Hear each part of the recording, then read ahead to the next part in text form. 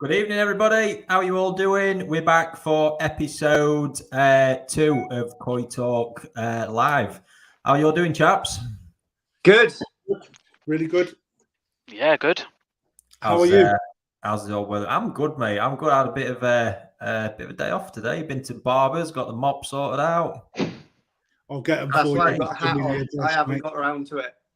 Oh god, yeah. I've been putting that one off for a while. It does me head in. But there we go. How's everything with you lot and with your ponds and everything? Yeah, new pond syndrome for me, mate. It's absolutely smashing. I need to get the water clear, man, but I've just got to let it take the cycle, to be honest. But the fish are doing really well, actually. Yeah. Yeah, Need some heat on, Krafty. What kind of temperature you at? Are you heated? Yeah, 20. Oh, you're up at 20, so it's come through nice and quick then. Hopefully you get out of it a lot quicker as well. Yeah, I think so, mate. The fish are thriving, mate. Every time they see me, it's just like at the glass, like it's like I didn't buy you to pull faces. Yeah. Right. What about you, Lee? Yeah, main pond is, touch wood, by accident running perfectly. The grow on the Tozai pond had a few issues when I come back from Japan, lost the heat. The koi was sitting at 9 degrees, so then I had to raise those up. Obviously, that was a stress factor. And lo and behold, a couple of days later, people did tell me not to put one on. Slide valve failed. So that was leaking out, which dropped the level, which again took the heat off. So 2 of the grow on have got a couple of little red patches on them, where they just get a little bit sore looking, but they've had a bit of a treatment and I think they're bouncing back. So let's just hope that keeps running smoothly. Touch wood. Yeah, nice. And how about you, Joe? Yeah, my wellies have just about dried off from my little swim earlier this week. So, yeah, that was good fun if nobody has seen that on Koi Wholesale. But I had a dip in one of Ricky's ponds. It's been a bit of a good week, really, to be fair. Covers have been off. Fish are starting to come around. I want to get that heat on now and start, proper getting into season. So, yeah, it's exciting times, really. Yeah, I can see it's so frustrating relying on the ambient temperatures this time of year. It's driving me mad, as you know full well, Joe, because it's just slowing things down at Koi Wholesale big time at the minute because we just can't move the fish outside without them kind of rebounding or really, going into a deep sulk, damaging the mucus. It's just... Yeah, it's stressful because we need that indoor space to keep bringing new fish in. So there we go. Just one of the challenges, like the breeders face. None of us are any different. Breeders are relying on good temperatures out there, the snow melting in time, it picking up to start releasing their fish. So yeah, it's interesting testing time of year, I think. So, for everyone watching, welcome once again. Thank you for everyone who's tuning in at the moment. And as I keep harping on, all we would like from you is your support, hitting that like button, hitting share, subscribing to each of our channels, even Joe's. I think you've got a channel. Have you got a channel, Joe? Yeah, but just... Yeah, there might be some dodgy stuff on my likes or something. I hadn't checked it, so nobody find it. But yeah, no, I've got about 3 subscribers. I think one of them's me. So brilliant. So this evening we are a few faces short. There we go. Evo in Hi, Evo. Living life in Dubai. How good looking is Evo in that picture, though? Whatsoever. It's so I think Evo's hopefully going to be back next week. I believe we're waiting on Mr. Tait actually getting back from work to get logged on, so expect to see him part way through. And Chris is also putting his feet up somewhere as well. So little does he know he's got twice the amount of work to get back to on Monday because I've done absolutely none of it this week. Ouch. Right, folks, tonight's conversation. So I banded a couple of ideas around, but I'm going to go with one that I think has sort of culturally been building over a period of time now to the point where this gets banded around a little bit too much as if it's such a common thing to actually achieve and do in the hobby. So this whole conversation is going to be around jumbo koi, posing it in a few different ways, but primarily looking at around how I believe it's been so common and it's overly used by dealers, hobbyists as well. Buying the fish a couple of £100 and saying, is it going to get jumbo? That is a reality. Krafty, you're going to learn this one more and more over the course of this year, the more time you spend. But yeah, I think it's kind of got out of hand. So the first question I'm going to put to you guys is, what do you consider in 2023 to be a jumbo koi? Joe, we'll start with you. I think you've got to be saying over 90 centimeters, aren't you? Really?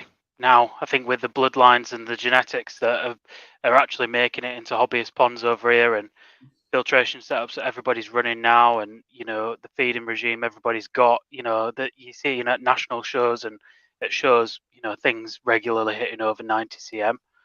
Yeah. So I'd say, yeah, you're probably looking at 90 cm. Yeah. Lee?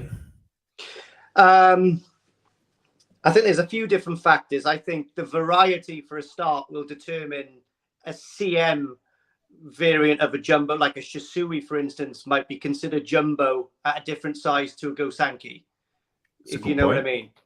Yeah. Also, after going to Japan, I would consider a jumbo koi in Japan is probably way over 90 cm because they're kind of just growing them regularly.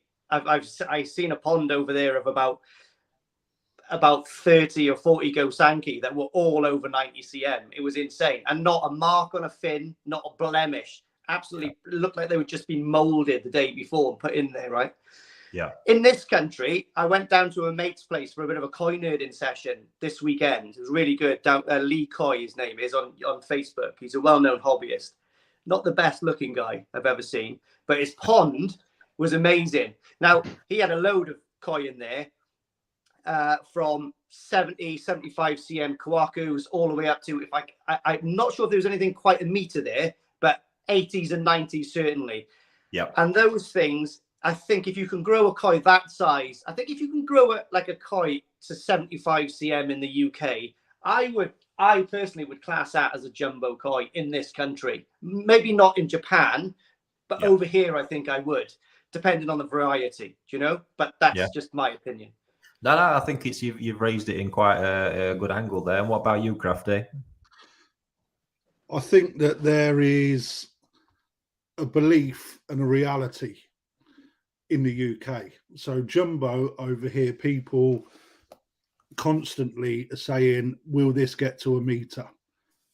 Well, you and I both know that, there's very few people in the UK that can get a koi to a meter, and that's even if they breed it and grow it in this country and not buy it big and import it across. Yeah. Jumbo, really, for us, my belief is if you're hitting 80 cm, you have reached a good milestone and can call your fish a jumbo for the UK standard. Personally, what Lee says with regards to variety, I think plays a big point. I think that a lot of people will tend to think that they can get all fish to that sort of size. Yet, when you look at the Deutz variety, for instance, you'd be lucky to hit 70 and keep it in good nick. Yep. So I mean, from my opinion, me personally, I would be happy for any of the koi that I raise from Tozai to even get to 80. In fact, 70, I'd be happy. Yeah. Very, very good point, mate. So, yeah, everyone watching, let us know what you think. Fire it into the comments, your opinion on what you consider to be a jumbo fish. So, yeah, I mean, obviously, both, if we fire this towards Joe and Lee, you've just mentioned it. Obviously, presumably that was Dainichi was talking about. Sorry, did you just say that?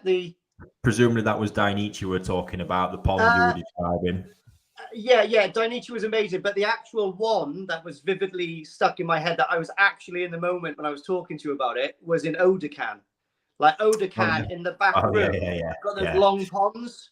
Mental. Mate, so there's probably Sakai in there, Tamira, Danichi, but it's just incredible. Like, and they were just immaculate, like perfect examples of koi, which are probably 5 to 10 years old with not a blemish on them. It's just incredible. I got Tozai in there that's got no pec fins left from feeding. How do they do it? It's like magic. Yeah.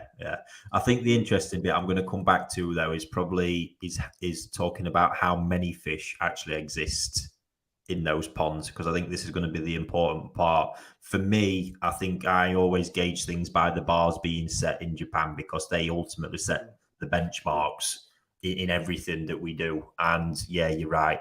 90 cm, unfortunately, isn't seeming like it's going to cut it anymore.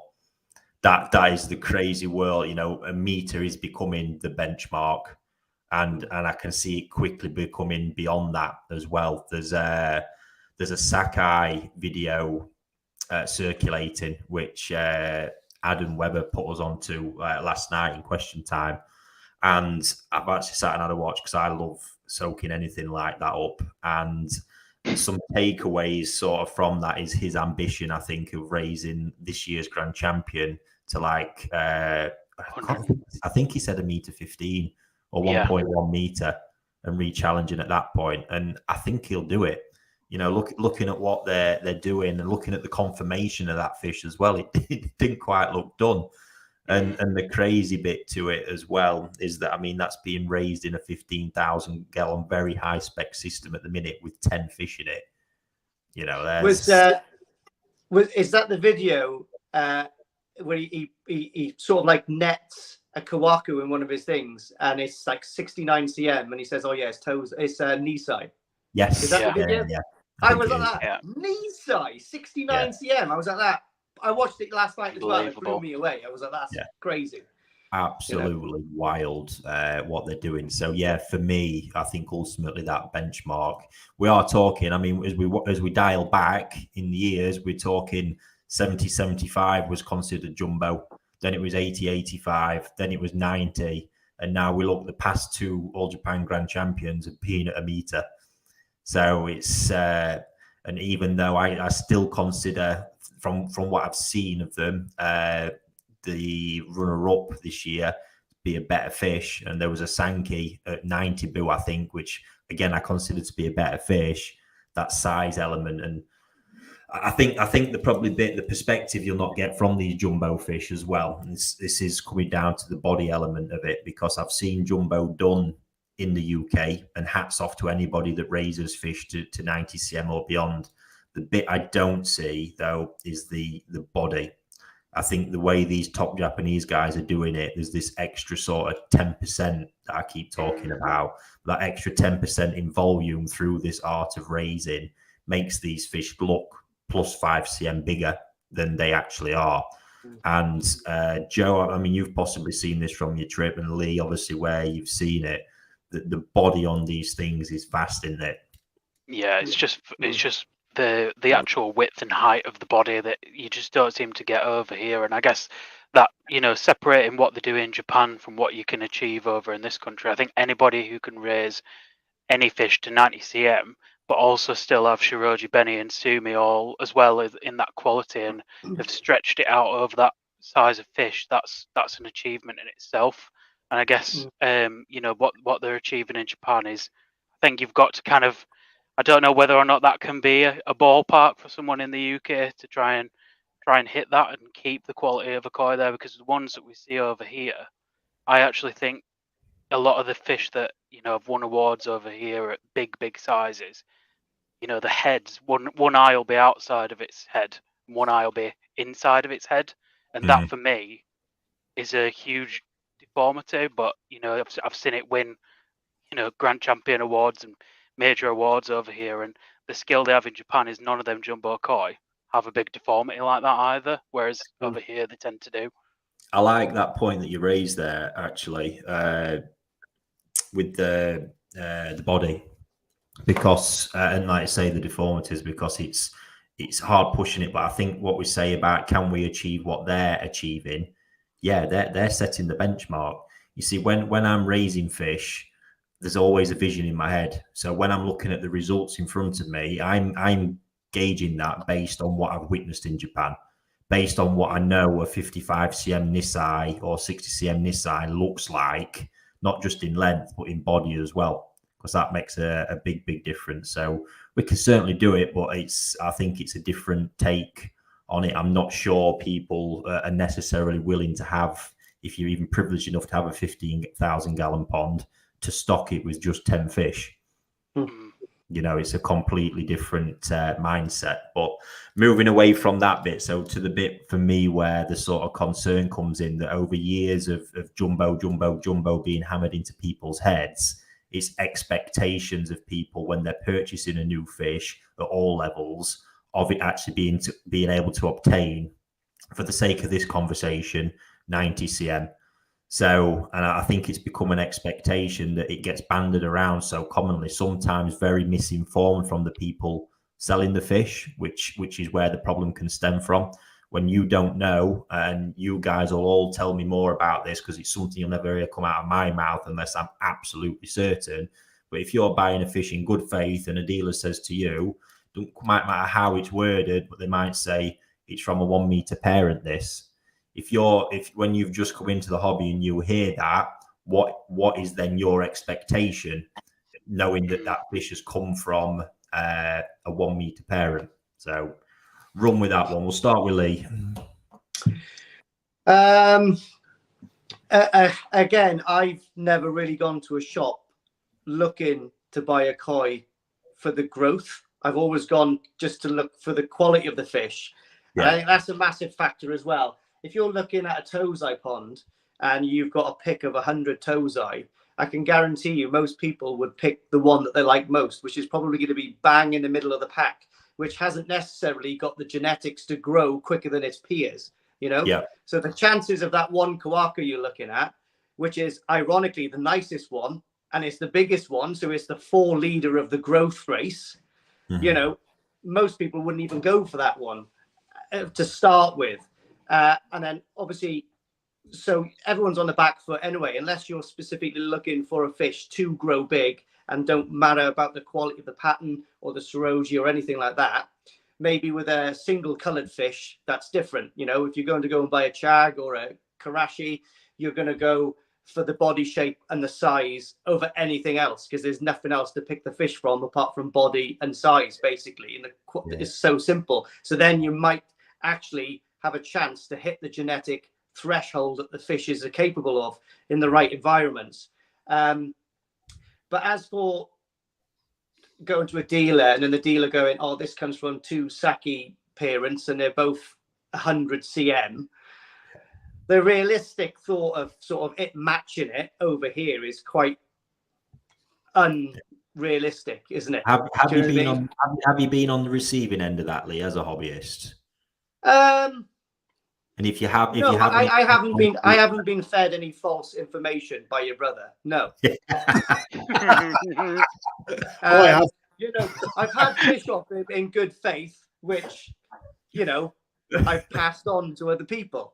But there was never any, are you promising me this is going to be like 90 cm? You know, I'm not stupid enough to think like that anyway. But I'm sure there is people that genuinely go into a dealership and then go, I want to grow something massive. I've got a liner in my pond with an easy pod. What will get the biggest? Do you know what I mean? I'm sure there's people out there that get misled. You know, I was misled with my filters when I had my first pond, you know, but you know, a lot of people, I think if you go to an established koi dealer, you know, they will guide you in the right way. I think it's just the smaller places that probably will blow smoke up your ass. But then, you know, you've got to have enough common sense to realize what is, I think so, you know, possible. What about you, Krafty? Have you been on the end of this one? I haven't been on the end of this one. However, I have had conversation with somebody that has been on the receiving end. Yeah.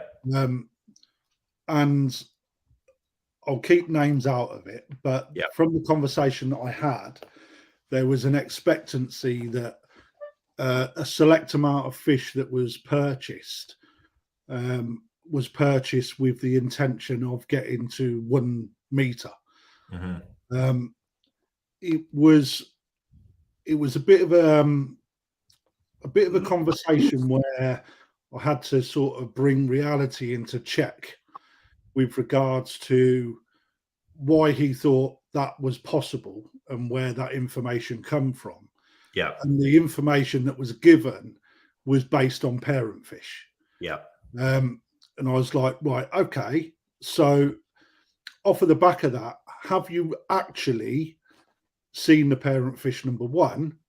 Number two, do you know the genetics that are involved? And do you know the conditions that you need to keep and the schedules that you have to work towards in order to achieve such a milestone in that? And unfortunately for the person I was speaking to, he had absolutely a small amount of idea of what it is with koi, and that was from his own words. It's like, so yes, it happens.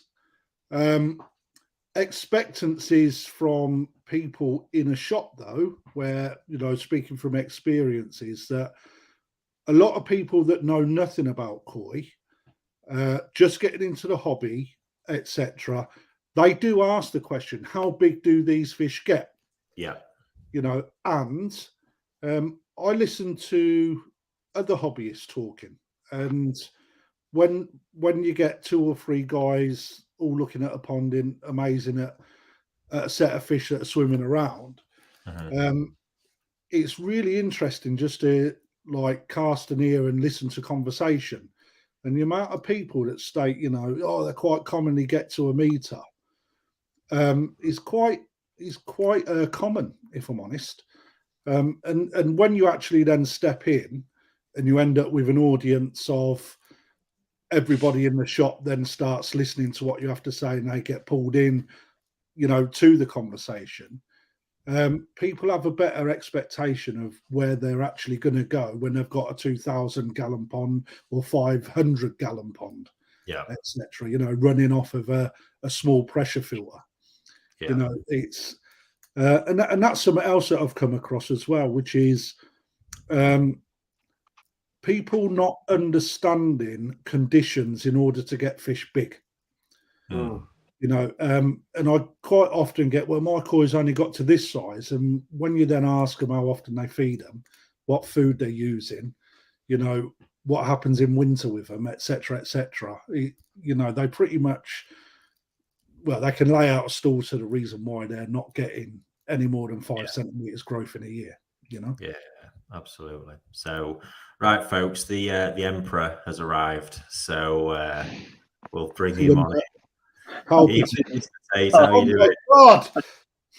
He's a good looking fella, isn't he? But not bad for 120. How you doing, Alan?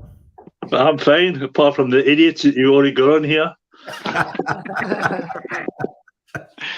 So we are going to get to the Star Wars conversation again, folks, because it has developed a little bit more since last week. But Alan, we're just having a nice little chat about jumbo fish, and this particular part is where we're discussing the I won't want to say mis-selling, but probably the misunderstanding when you know, you could be led astray in a dealer's or in a conversation, even by breeders as well, where a breeder will say, you know, this koi's come from a 100 cm parent, and that then naturally implying that offspring has the potential to become 100 cm fish.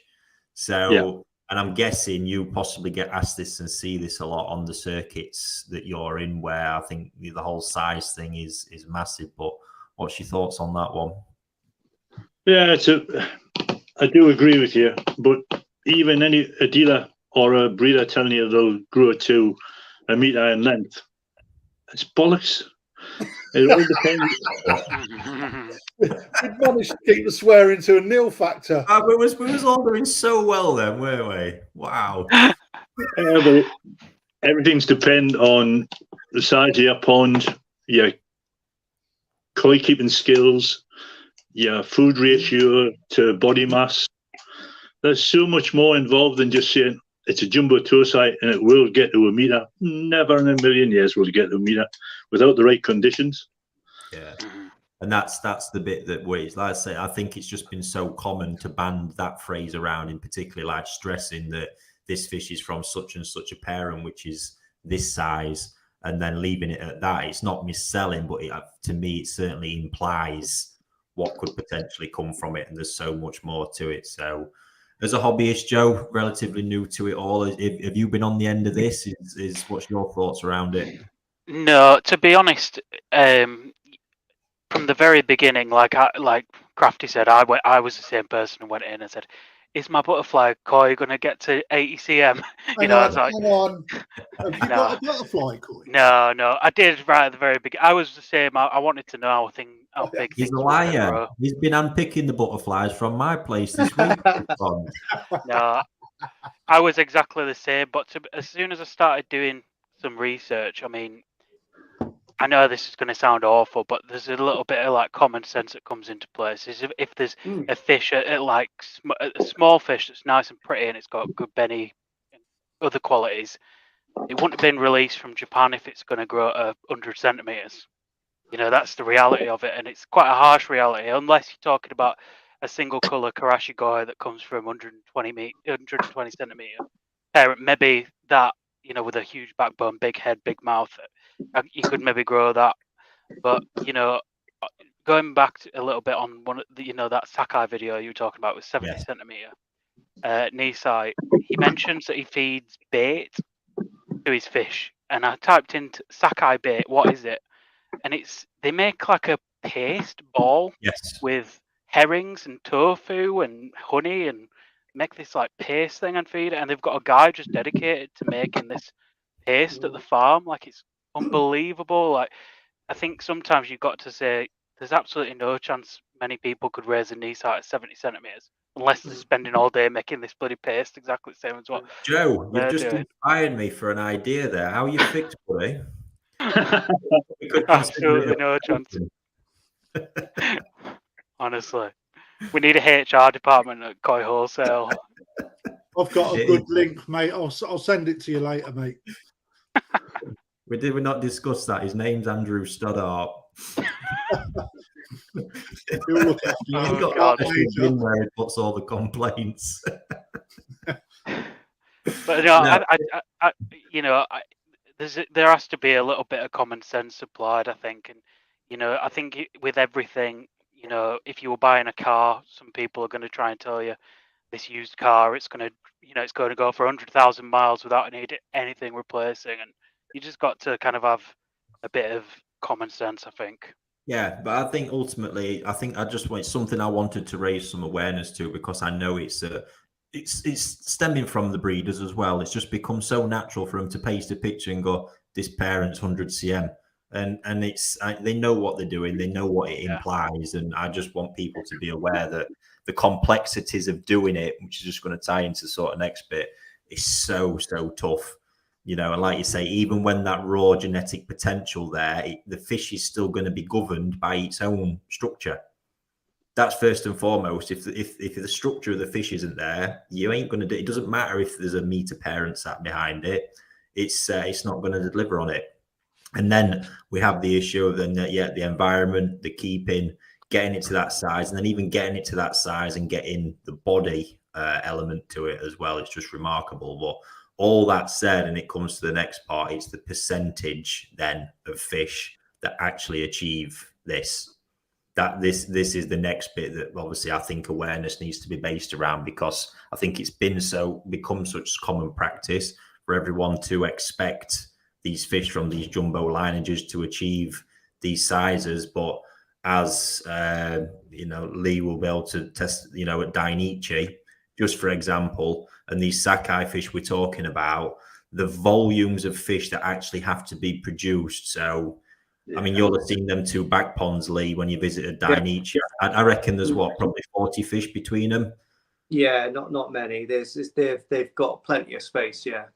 If you consider the age of those fish and how many fish will have been produced in that same time period, to have just that collection of 40 fish, at that level and size, it goes to tell you that the honest chance of you as a hobbyist actually ever getting one of the fish with that capability and achieving it through to it becoming that kind of level is just so small.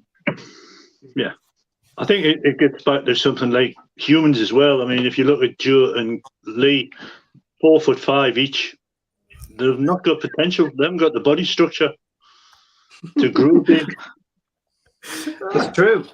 That's true. He's true. Yeah. I always tell my missus, I always say, listen, my peduncle might be small, but it smells big. Honestly. Oh, so as long as my koi smell 90 cm, I'm happy, Alan, if that's all right. Brilliant. Al, what do you think? The first question we asked was what we believed, or each person's definition of what jumbo means in 2023. So where's your thoughts on that one?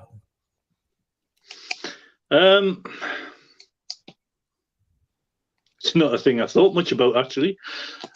I can see a difference in size from probably 20 years ago to a size are much bigger.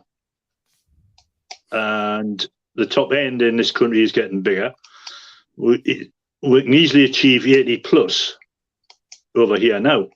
Yeah. Which in the early days when Peter was bringing fish over, 75 was a GC. Standard GC was a 75 cm fish, which nowadays most hobbyists with the right setup can achieve that quite simply. I'd agree with that. It's a good point. So I think there is a change, but not as much as has been sold with the public over here. We can achieve good size, but we'll never achieve what they've got over there. I mean, when we look at that Sakai video, the area of volume of water that those fish were in was just enormous. Unless you've got a lake over here, he ain't got that kind of water volume to get those big sizes. Mm. And I think the point we sort of mentioned, I think the problem is it's a mentality thing as well, because 15,000 gallon pond, just to be that disciplined to keep 10 fish. That's right. That amount of water. Yeah. So that's what's needed, because we talk about, and this is the bit I keep coming back to, because I can't stress this enough. It's not just about hitting that, because a fish of a meter will carry a certain amount of body volume. Yeah. But it's that I keep saying it, this extra 10% that they can get out of it, which makes it better than that other fish at 98 cm or a meter is where they're really winning. And to do that is where the art of feeding truly comes in. And if we look at the feeding volumes, I don't believe you can do that. Because I mean, I think we've seen a culture in the UK develop of raising jumbo fish in small amounts of water through water manipulation and things like that. And it's been done, it's been achieved. But what I've seen of those fish in body, they don't compare to what I've seen that fish at the same size done in Japan by a top leader. That's where the difference lies for me. And I've said it again, it looks like those fish are plus 5 cm bigger because of that difference in body that they've got. And to put that amount of food into a pond, you've got to be disciplined in keeping the stocking level low and then giving that dedication of all that space and time to just that small handful. Could we do it? Could any of you guys do it? You know, if it meant now reducing your stocking level down to, I mean, if I don't know if we did that proportionally to the water volumes that you guys have got and even that I've got, could you do it? I think in a lot of our cases, it'd be keeping 1 or 2 fish in a pond. Wouldn't want to do it for that very reason, Rick, to be honest, mate. And the pond's not there to grow massive fish. It's there for enjoyment for me. Yeah. You know, and for everybody else in the family, you know. It's if I was running a business and like the Japanese do that, you know, takes massive amount of glory from achieving such levels, then if I had the real estate, then, you know, could I do it? Yeah, potentially. But would I want to? No, I don't think I would, to be honest. I think I'd pull what air I've got left out. Fair play. What about you, Lee? Because you've got, you know, a nice collection building. You've got a good. How many gallons is your pond now? 5,000 gallon. Okay, so we'd be talking really keeping a 3 or 4 fish in there. Yeah, it is something that I'm thinking about doing in the future. So, okay, it's going to be a progression for me. I'm enjoying buying fish, trying to source the best quality I can. Yeah, leaving them in the pond, a bit of showing, and you don't know what you've got really until it's actually growing. So, and you don't know what quality. Sometimes they turn out for the worst, sometimes they turn out for the best. But all I know is with a lot of fish in my pond, I think I've got about 20 fish in there at the moment. I got a couple to pick up from your brother, and I find it quite stressful when the pond's overcrowded. Do you know what I mean? Yeah. And I can think in the future, there's going to be a time where I'm going to want to keep my best 4, offload everything else, and just see what I can do with them with my pond setup. So it is going to be a progression that I'm thinking about doing in the next few years. But at the moment, I'm quite happy doing what I'm doing. But I've been talking to Allan about this, and Allan thinks my pond's probably a good substitute to actually get some decent growth on fish. And at the point where they get to the size where the volume is overwhelming the system, then the fish have to decrease, to give everything the chance to bound forward. So, and then that will depend on the quality of the fish in the pond at the time, what I'm going to pick, to do it. So, again, going back to talking about buying a fish that will protect, with the intention of that fish being able to reach jumbo sizes. Well, I'm just seeing what has got the potential that I've got already, and when I find out that everything's leaping forward, I'll keep those fish and offload the rest. You know what I mean? Yeah. So we'll just see a natural culling process, but giving fish to my friends at the same time. Krafty, sort your water out because I got some fish to get rid of. What about you, Joe? How many gallons you got? 2,000. So what's that, about one fish? Pretty much, mate. Let's call it 2. How would that be for you? I mean, I wouldn't be able to do it, to be honest. What's he heated through December 22? I mean, for me, that's just a no-go. Can't afford it. This is already, I'm heated to 12, and we're bringing duvet to sit down on sofa with and watch TV. It's freezing in the house. Pay rise, Joe. If it's not paying you, man, that's bullying. I need to start rolling some more herrings, I think, and working a bit harder. Yeah, no, I was waiting for that coming, Krafty. I mean, there's not many people who heat 22 through winter. I mean, obviously, if you've got you can enclose it properly. Mine, you can't do that. So that's I think that's and heated to 25 through summer as well. Like that, it costs a hell of a lot of money to do that. Even if we have a bad summer, what their heating bill at Sakai, they said 10 million yen a month. Oh yeah. So grand. December, that was I think that we convert that somewhere between 60 and 70 grand. I thought that would drop in the ocean. Feel better. Yeah, crazy. It feels like that for me as well. What about you, Alex? We don't know too much about your pond. The pond's not very big, actually. The pond's only 3,000 gallon. Yeah. The lakes are a bit bigger. Yeah. Would you be happy with 2 or 3 fish swimming around in your pond? If I was still in the shore scene, possibly. But because I'm not in the shore scene anymore, there's quite a few fish in there now. There's probably 12 fish in there now. Yeah. In the pond. If I was still shoring, that may be different. I might then cut it down to possibly 4 fish. But then I think I'll lose the enjoyment of the hobby as well. Yeah. And it's also having as hobbyists, we haven't got the time to spend with our fish. Most of we're out most of the day, 8-9 hours a day working, unless you're like Ricky, which is 1 hour a day. If you're lucky. Of course, I'm with the fish the other 7, for Christ's sake. I was being so kind to you as well. So yeah, I think as hobbyists, it is hard for us because most of our work full time. Yeah. And Sakai and these guys, Dainichi, the staff they've got all the time in the world. That's all they do. The same as Koi Wholesale. You can see the growth rate you achieve, Ricky. because you've got the manpower with you and you're there seven days a week. Constant observation is an essential part of it. There's no getting away from that. Yeah, you can't get away from it. Yeah. Hopefully one day when I retire, I might do something different. I might get back into the show scene. Fair play. No, I think for me, one of the things when I look at this and I look at what they're doing, it's when we talk about that. So obviously, me coming from it from a commercial aspect, last year was the first time I'd raised any side to sand side. So that pond that all you guys are seeing down at the end of the fish house, with them beastie fishing, that's the first time. But obviously, even then, I knew to probably achieve what I really wanted to, I needed 10 to 15 fish in there at tops. That's in a 3.5K pond. But I just couldn't do it. By the time it come round to it, I ended up with 22 fish in there.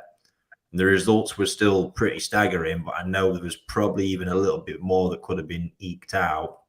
But to raise that many fish, just to keep it so low as 10 or 15, commercially, it just adds so much pressure to those fish. You know, if we get the one fish that doesn't quite develop well, all of a sudden all that extra cost and the loss of that fish is spread amongst all the others. And yeah, for me as well, I'm not going to lie, I don't like seeing a sparse pond.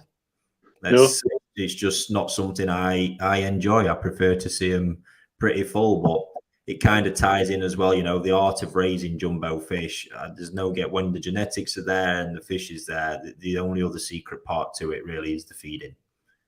And when people talk about stocking levels, that stocking level is not really ever dictated by the number of fish. It's dictated by the food needed to do what you want to achieve with those fish, and then the system's ability to handle that food. There's no more to it than that. No X amount of fish per kilo, per gallon, or anything like that. That's just all fantasy stuff. It's dictated by the food. But enough of that, folks. I know everybody's itching to see the updated Star Wars characters. Miss Hadfield, I must say you're a very artistic man. I should imagine you've got some very happy clients in that tattoo shop. Not when I ask him to pay. A good tattoo isn't cheap, and a cheap tattoo isn't good. I like that one. So I don't quite know who to start with here. So obviously we saw Allan's from last week. There we go, folks. You didn't have to show it again, though. Absolutely. Fantastic. So, right, let's go with, we'd all love this one. Steve hiding away in the background. Absolutely brilliant stuff. And then we have got, wow, tragic that one. Jesus Christ. That here suits you, Ricky. He used to have hair like that. Your washing machine. You don't have a washing machine. Good. Absolutely brilliant. And then, my close friend Chewbacca. I wish I still had that hairline. I love it, mate. Love it. Absolutely brilliant. This was a good one. Look at that. Oh, yeah. I made Krafty specifically Allan Tait student. Nice. Brilliant stuff.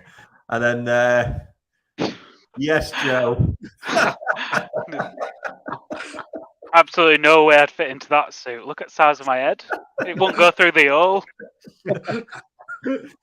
Oh, super. A bit of lube won't sort out, Joe. Love it. And Evo, look at that. That's smooth amazing. operator, that one. It actually looks like the original one. Crazy. But the absolute best, and it's a shame he's not here to enjoy this one with us, because this is an absolute crack up if I've ever seen one. That is my favourite one.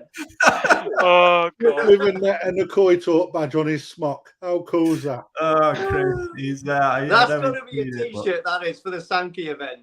It's got to be, hasn't it? It's got to be. Absolutely amazing. Good stuff, mate. It's always good to have a laugh. So anyway, folks, just while we get over that, feel free, we're moving into that bit now, feel free just to fire in a few questions you'd maybe like us to discuss But other than that, I've just got a couple of bits. Speaking of t-shirts, I've actually received this from a viewer today, so I can get it in right. Followed by.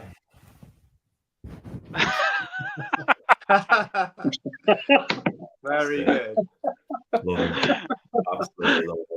Appreciate that one. And yeah, actually, a nice little one I found in the office today as well. A couple of these back from Japan. I'd not even known this is my beastly NND mail shower that's now swimming around at Koi Wholesale. It actually won a first prize at the Nagaoka show. I'd not a single idea it had done that. And then not too shabby little Shiro as well that's swimming around with that one. Yeah. It's always nice to get a few of them. So, right. Anyway, let's see what questions we've got, folks.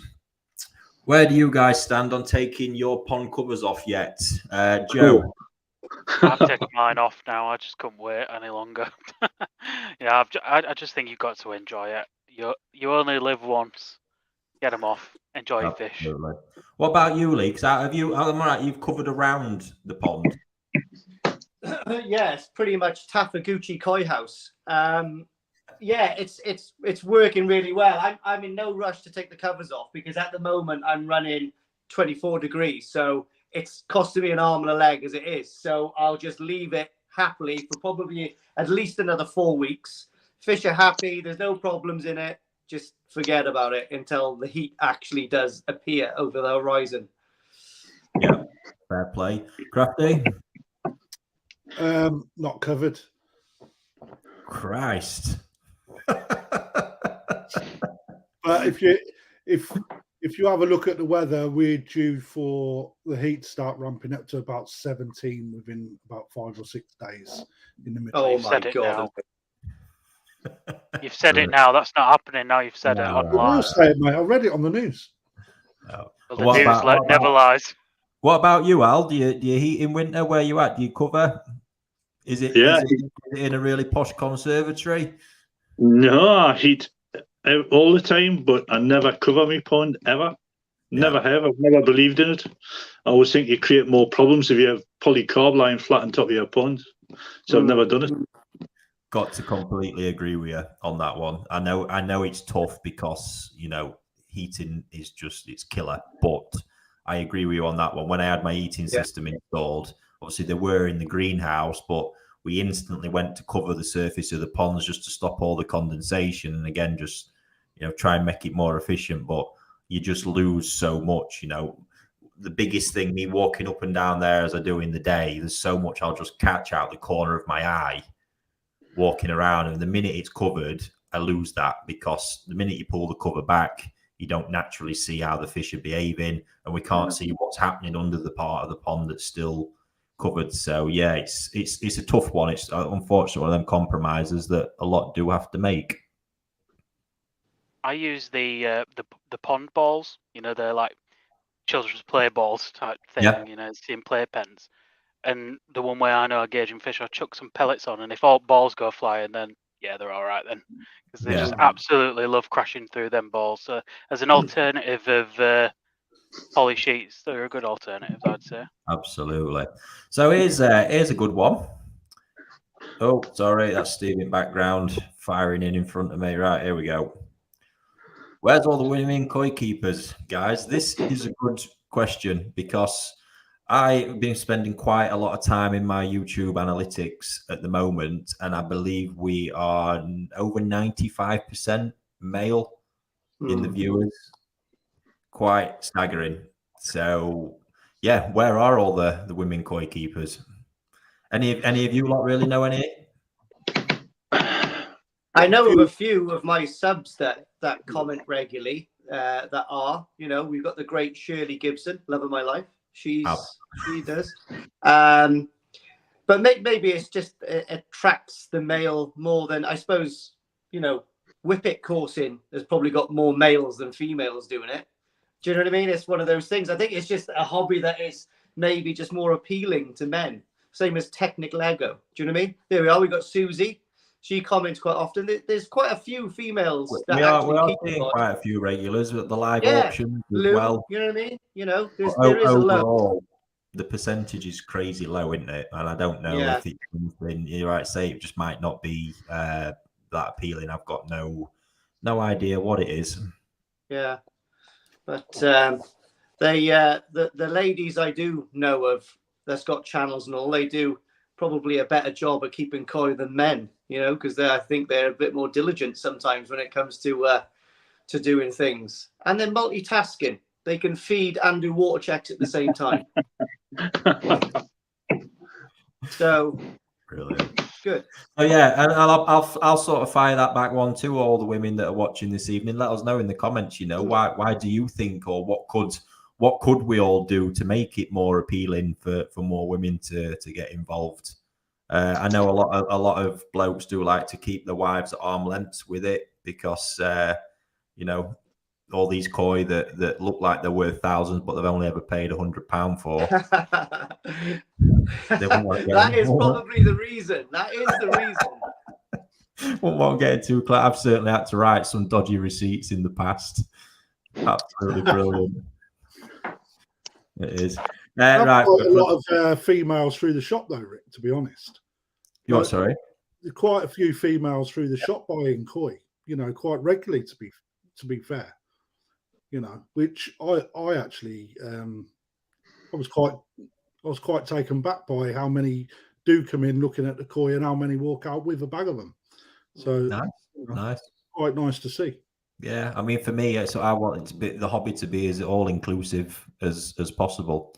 You know, kids, women. It is a great hobby for everyone. But yeah, curious to know other our viewers' thoughts on that one.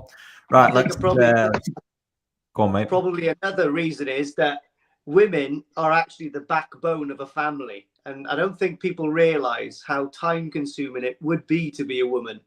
Where us men just feed and go and play with stuff, women actually work 24 hours. Do you know what I mean? So that's probably, they don't have enough downtime to be able to have a time-consuming hobby like the average hairy-backed male, you know? I'd give her that one, and big shout out to my wife as well, because yeah, I'd probably get a lot fewer centimeters on them fish at work if it weren't for her allowing me the time to do it. You've got to put that Colin Holland comment up, Rick. So I'm not.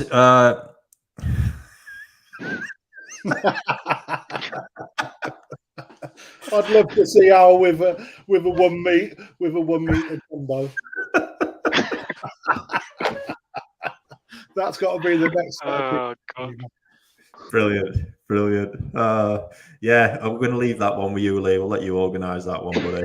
Well, I've got a funny feeling with Krafty in there, that's probably going to turn that 5% of women off the hobby. You should know, buddy. You've spent a lot of time with him quite intimately recently. Wow, you know. Brilliant.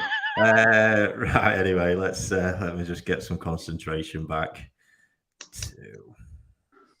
I think my wife, she gets involved with feeding the koi and stuff. But when you start out the hobby and you've got to clean out multi-bays and stuff like that, that's where I think I lost her interest. And she likes to come out and feed the fish, but yeah, the other stuff where you get your hands dirty, it's not as much a thing for her. But one I guess one example. Yeah, no, it's quite possible. Right, Simon Coypon, has koi keeping as a hobby increased in the last few years by YouTubers? I think, guys, what do we think, Al? You've been quiet. Come on. No, I don't think it has. The hobby has decreased over the years, and it seems to have plateaued out now, and we seem to have a steady, new people coming into the hobby, which we've always had. I think it's just a progression over the years. I'm not seeing YouTubers making a great deal of difference. I'm trying not to be controversial. Go for it, Al. Come on. Yeah. I've got no problem with YouTubers putting things on the web, provided the information they give is correct. we all have a duty of care to our fish, and to show your fish dying is not a duty of care. So I think people need to sit back a little bit and just have a look at what they're posting. Be careful what you post. We all have a duty of care to any animal. The fish is just the same. And to then, for want of a really bad description, glorify you've lost X number of fish is not good to put on YouTube. Yeah. I think you need to carefully assess what's gone wrong, not put it on YouTube. I was actually going to ask that. Who is clicking? Is it Joe or is it Al? What is? So YouTube has its place, but I just would love them to be more diligent in what they post and try and educate people properly. Not the downside of the hobby. All people lose fish, without a doubt. I've lost fish myself before, but I'm not glorified by putting it on YouTube. Yeah. I think people need to stand back and think, really, should I be putting this on? Is that showing me in a bad light? Am I not capable of looking after fish? I know I'll get some crap for what I'm saying, but it's just my thoughts. Yeah, no, it bothers me in that spot. I mean, the hobby growing, I think the hobby has actually organically grown thanks to COVID. There was undeniable that ours has got the statistics that how many new ponds were created during lockdowns. So we sort of had that, but my concern actually ties in directly to yours, Al, to be honest, in that the reason I sort of fired up getting on YouTube and becoming more vocal was because I was worried looking what was out there generally for people and with the magazine for people to turn to who were new coming into the hobby. Because if they weren't fortunate enough to tag on to a really good dealer who would help them through, we're left in a situation whereby those people could very quickly leave the hobby. And I just felt like YouTube was growing and people were filling the space, but what they were filling the space with alarmed me a great deal. And we say this in the presence of two YouTubers. And obviously Lee, I've always loved what Lee's done, to be fair. That's why he's here sat with us, because he's just documented his hobby and his first-hand experiences, and I believe he's very careful in what he puts forward. And Krafty the same. The ones that really bother me is when, and we know there's certainly a couple out there at the minute, when it's become too commercialized. So we've got people from a commercial background exploiting YouTube with absolute bullshit knowledge and advice that will steer anybody down the wrong path. It's just all very self-serving. And then people with not enough experience giving advice. It's all right documenting an experience, but giving advice in koi is there's so many dimensions to it. Something I became very mindful of in the early days of working in the shop, in that, you know, we can have one thing that works for you as a koi keeper, but there's far too many variables in all the other aspects in everybody else's pond for it just to be blanket advice and work exactly the same way. So it's an interesting one. Krafty, where do you stand on it? I disagree with Alan on has YouTube increased the hobby. Not necessarily on the show scene, but I think just from the comments that I get back, I don't know about Lee, but the comments I get back, I have certainly ignited a spark to some people in building a pond or changing something in a pond or even buying more koi, etc. You know, I don't know why, but you have that sort of link to people that sort of subscribe to your channel, etc. And I agree that COVID definitely did increase the amount of ponds that we've got. And actually, Stu from Surrey Koi makes a good point, which is now they're closing down to the energy issues. However, that's only going to be short term. I'm from the energy industry, and I really think that at the end of the summer, you may start seeing those prices start correcting down. So hopefully those people that have closed down will reignite the hobby again at that point. But it's up to us to keep the platforms working in order to keep the interest afloat. And even if some people do close down, there's plenty of others. I had 3 people in the shop today come in asking for advice on building koi ponds or extending pond builds as well. So it's there, and there are new people looking at getting into the hobby as well. Yeah, nice. What about you, Lee? Where was what made you get into YouTube really?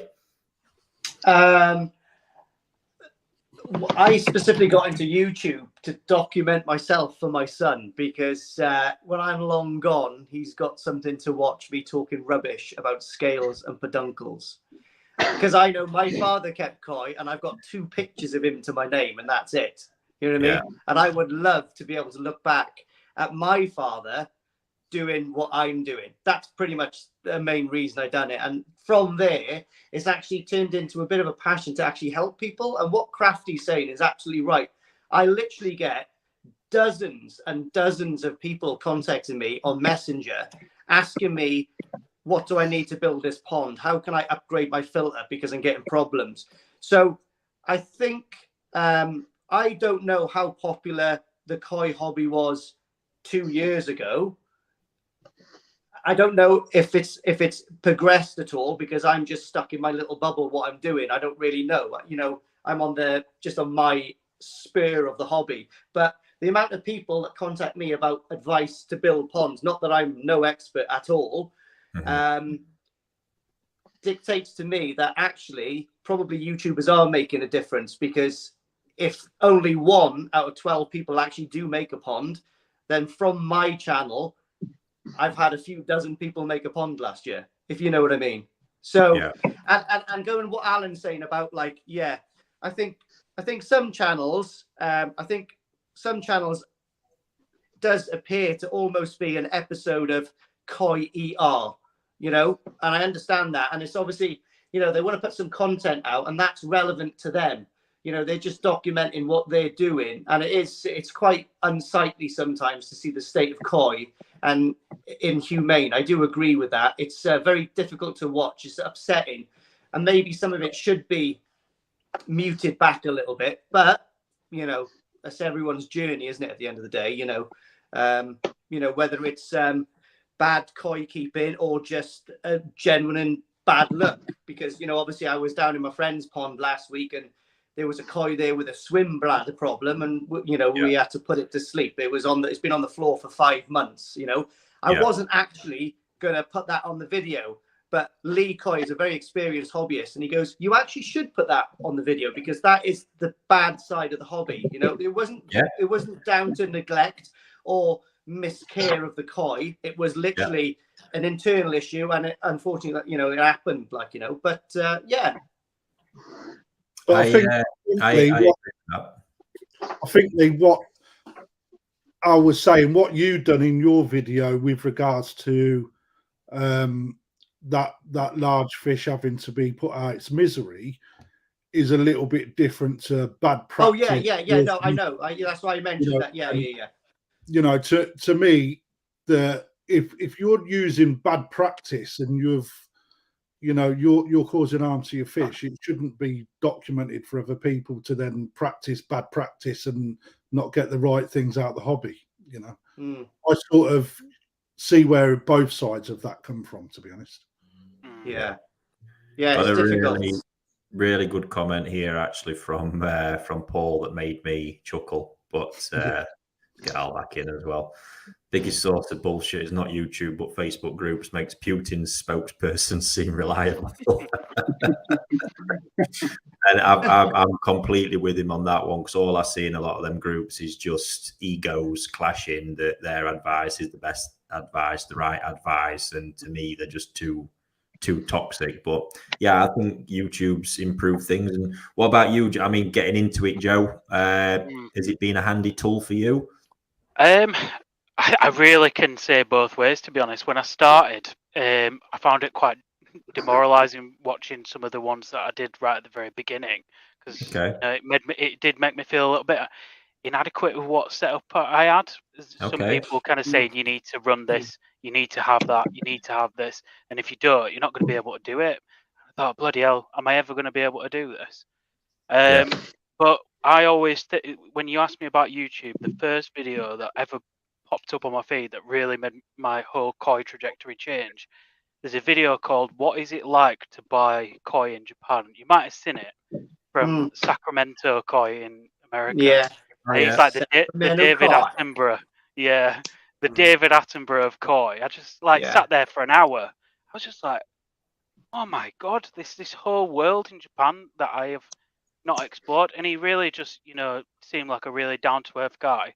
And stuff like I watched Lee's first videos, and when he was talking about his life before koi, and I just thought, it's not all about going out and having RO systems and all the best whatever it is. There's other people out there that are just like me, normal people, just want to buy amazing koi from Japan and enjoy it. And it can work both ways. I think some people, if they get onto the bad side of YouTube, it'll probably put them off the hobby forever. Or you've just got to find the right videos, click the right ones. Yeah, that's what me and Chris, to be honest, with the whole koi talk thing, was we just wanted to make something that made every koi keeper feel like what they were doing or was good enough, and just help everyone to be as successful as possible in the hobby. Because you're right, that was always the worry, that you can go even to some koi shops and whatnot. It's, right, I want to build a koi pond. Well, you're going to need 10 grand to do that. And instantly, bang, we've lost somebody there when it's not the reality. We've spoke about pressure filters earlier in this, and liner-based ponds and that kind of setup. I used to sell lots of setups like that to first-time koi keepers in a shop. They come in having built a pond that weekend, dug a hole, took a liner, a pump, a combined box filter, and away we go. You can keep koi with that kind of setup on a very basic level, and that's what everybody needs to know. And where you go from there, we don't know. But, for 500 quid, people had a pond going, and away we go. So, interesting stuff. Right, folks. I've seen an improvement in this year. I've done a few talks to different koi clubs, and the koi club scene seems to have improved again. They've seemed to have more members joining, new members join, which is a really positive thing. Because for years I've done talks at clubs and there'd be 10, 15 people. This year it's been 30, 40 people at these events. Yeah. So there's an upsurge in the koi clubs as well, which is great to see.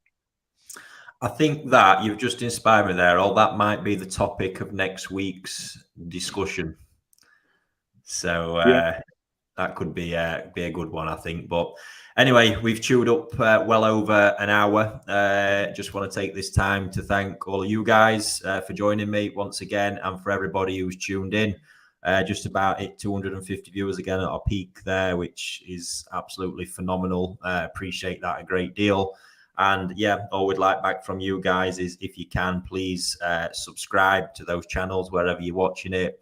Hit like, share the videos if you're watching out on Facebook, just so what we're doing can reach as many people as possible. But we'll be back next week. And again, thanks to everyone. We'll catch you on the next one. See you guys. Cheers, guys.